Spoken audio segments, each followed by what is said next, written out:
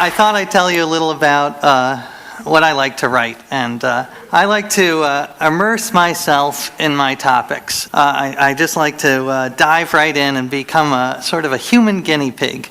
And I see my life as a series of experiments. So I worked for Esquire magazine. A couple of years ago, I wrote an article called My Outsourced Life, where I hired a team of people in Bangalore, India, to live my life for me. So they answered my emails, they answered my phone, they argued with my wife for me, and they read my son bedtime stories. It was the best month of my life because I just sat back and I read books and watched movies. It was a wonderful experience. More recently, I wrote an article for Esquire called about radical honesty. And this is a movement where this is started by a psychologist in Virginia who says that you should never ever lie, except maybe during poker and golf. This is only exceptions.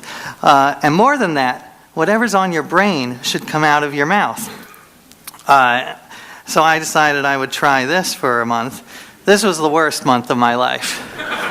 I do not recommend this at all. To give you a sense of the experience, the article was called, I Think You're Fat. So that was hard. My most recent book was, my previous book was called The Know-It-All, and it was about the year I spent reading the Encyclopedia Britannica from A to Z in my quest to learn everything in the world. Or more precisely from Aak, which is a type of East Asian music, all the way to Ziviech, which is, well, I don't want to ruin the ending. It's a very exciting twist ending like a O. Henry novel. So I won't ruin it. But I love that one because that was an experiment about how much information one human brain could absorb. Although listening to Kevin Kelly, you don't have to remember anything. You can just Google it. So I wasted some time there. But I love those experiments, but I think that the most profound and life-changing experiment that I've done is my most recent experiment, where I spent a year trying to follow all of the rules of the Bible, the year of living biblically. And I undertook this for two reasons. The first was that I grew up with no religion at all. As I say in my book, I'm Jewish in the same way the Olive Garden is Italian. So, not very. But I've become increasingly interested in religion. I do think it's the defining issue of our time, or one of the main ones. And I have a son. I want to know what to teach him. So I decided to dive in head first and try to live the Bible. The second reason I undertook this is because I'm concerned about the rise of fundamentalism, religious fundamentalism, and people who say they take the Bible literally, which is, according to some polls, as high as 45 or 50% of America.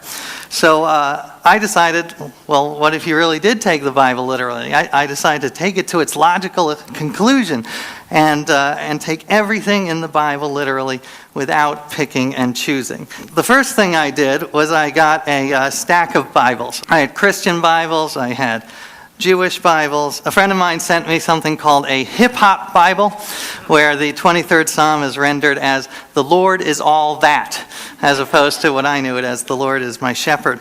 Then I went down and I read several versions, and I wrote down every single law that I could find. And this was a very long list, over 700 rules. And they ranged from the famous ones that I had heard of, the Ten Commandments, love your neighbor, be fruitful and multiply. So I wanted to follow those. And actually, I take my projects very seriously because I had twins during my year. So I definitely take my projects seriously. But I also wanted to follow the hundreds of arcane and obscure laws that are in the Bible. There's the law in Leviticus, you cannot shave the corners of your beard. I didn't know where my corners were, so I decided to let the whole thing grow, and this is what I looked like by the end. As you can imagine, I spent a lot of time at airport security. My wife wouldn't kiss me for the last 2 months. So certainly a challenge there. The Bible says you cannot wear clothes made of mixed fibers. So I thought, sounds strange, but I'll try it. You only know if you try it. So I got rid of all my poly cotton t-shirts. The Bible says that if two men are in a fight and the wife of one of those men grabs the testicles of the other man, then her hand shall be cut off. So I wanted to follow that rule. That one I followed by default, by not getting in a fight with a man whose wife was standing nearby, looking like she had a strong grip. So, there's another shot of my beard. I will say it was an amazing year because it really was life-changing and incredibly challenging. And there were two types of laws that were particularly challenging. The first was avoiding the little sins that we all commit every day. I could spend a year not killing, but spending a year not gossiping, not coveting, not lying. I live in New York and I work as a journalist. So this was 75-80% of my day I had to do it. But it was really interesting because I was able to make some progress because I couldn't believe how much my behavior changed my thoughts. This was one of the huge lessons of the year, is that I almost pretended to be a better person, and I became a little bit of a better person. So it's that I had always thought, you change your mind and you change your behavior, but it's often the other way around. You change your behavior and you change your mind. So, if you want to become more compassionate, you visit sick people in the hospital and you will become more compassionate. You donate money to a cause and you become emotionally involved in that cause.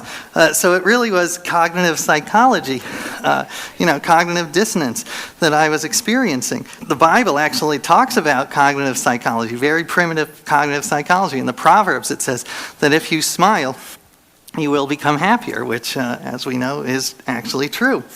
The second type of rule that was difficult to obey was the rules that'll get you into little trouble in 21st century America. Perhaps the clearest example of this is stoning adulterers. But it's a big part of the Bible, so I figured I had to address it. So I was able to stone one adulterer. It happened, I was in the park, and I was dressed in my biblical clothing, so sandals and sort of a white robe. And, because again, the outer affects the inner. I wanted to see how dressing biblically affected my mind. And this man came up to me and he said, "Why are you dressed like that?" And I explained my project. And he said, "Well, I'm an adulterer. Are you going to stone me?" And I said, "Well, that would be great." And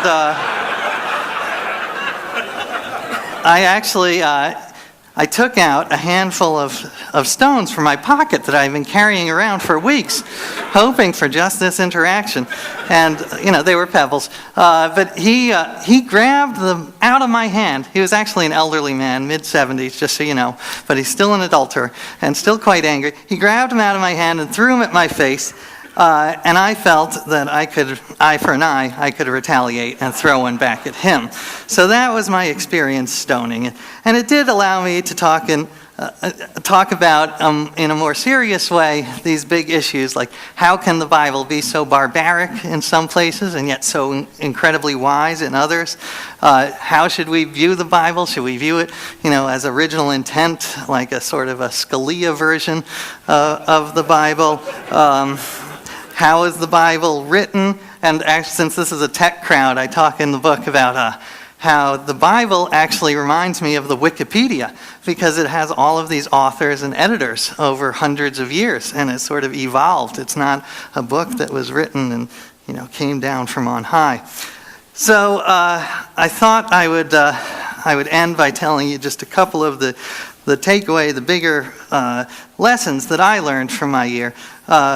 The first is, thou shalt not take the Bible literally. This became very, very clear early on.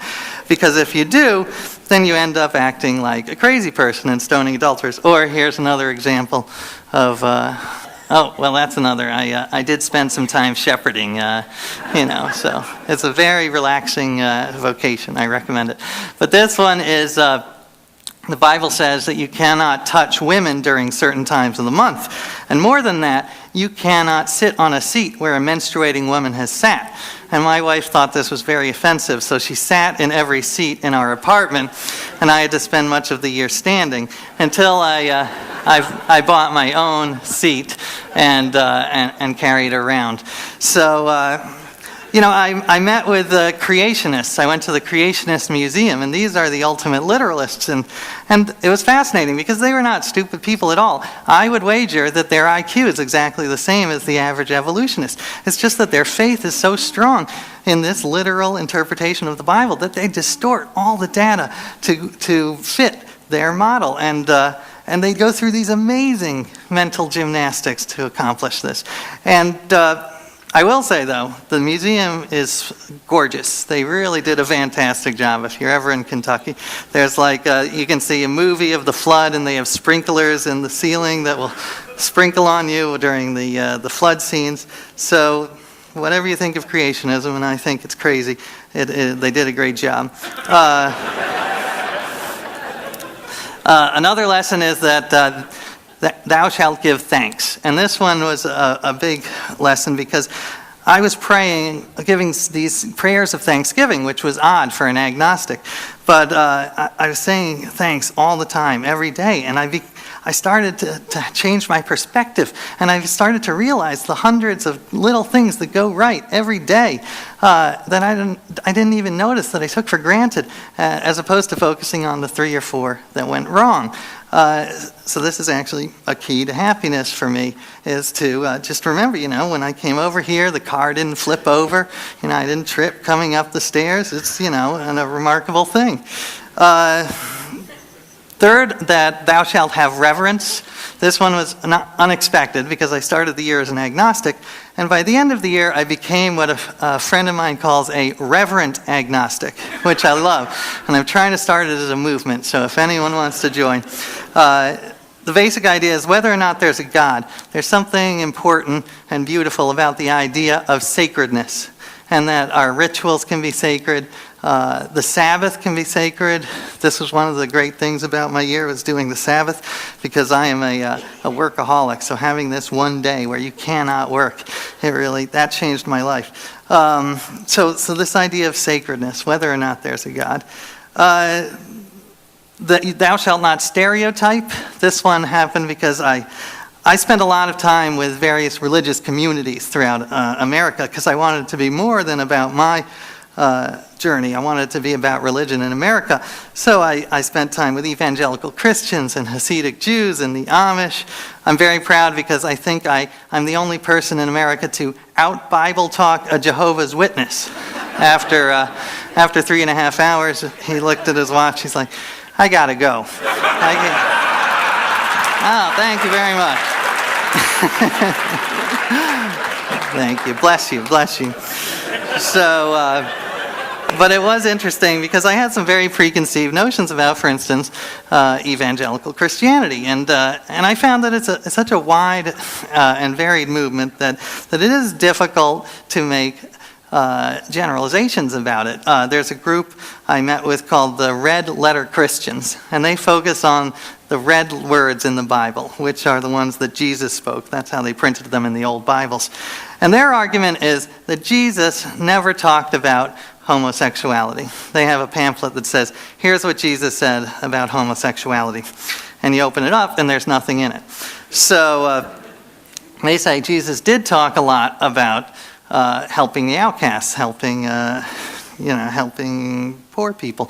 So this was very inspiring to me, and I recommend Jim Wallace and Tony Campolo.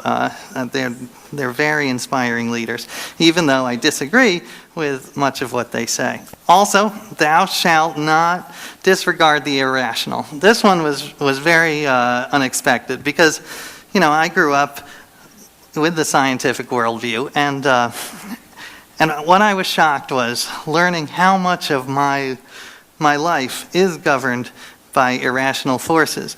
And the thing is, if they're not harmful, they're not to be completely dismissed. Because I learned that I was thinking, I was doing all these rituals, these biblical rituals, separating my wool and linen. And I would ask these religious people, why? Why would the Bible possibly tell us to do this? Why would God care?